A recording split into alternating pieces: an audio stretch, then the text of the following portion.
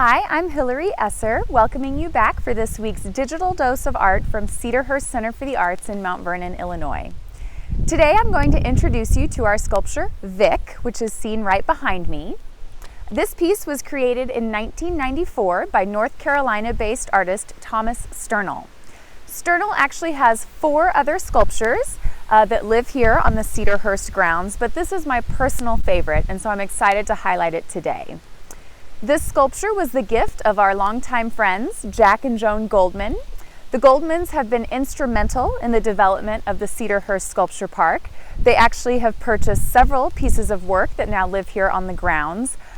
They helped cultivate this beautiful space, helped us select artworks for the property and secure funding for a lot of different pieces. And so that's why our park bears the formal name Goldman Coons Sculpture Park. Kind of windy out here today.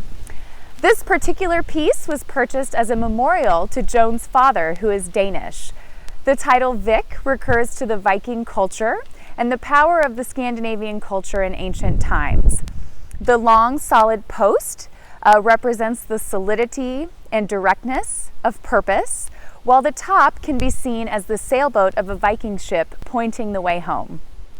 I'm excited to feature this piece today for a couple of reasons. The first is because the beautiful setting. You can see behind Vic, the trees are starting to turn colors in our beautiful park. It's really a wonderful time to visit.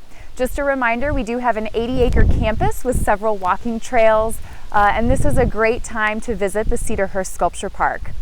The other reason I'm excited to feature this piece today is because Vic was just recently re-sited to this location. It can be found right off the back patio of the Mitchell Museum. When it was first purchased and installed, Vic was actually located behind the original Mitchell Museum. However, when we did the expansion and renovation back in 2007-2008, we had to relocate Vic to make room for that construction. So at that time, it was moved to the north end of our property back by the Schweinfurth House. Then, several years ago, Vic was again displaced when they did the 27th Street widening project and added the sidewalk along the west end of our property.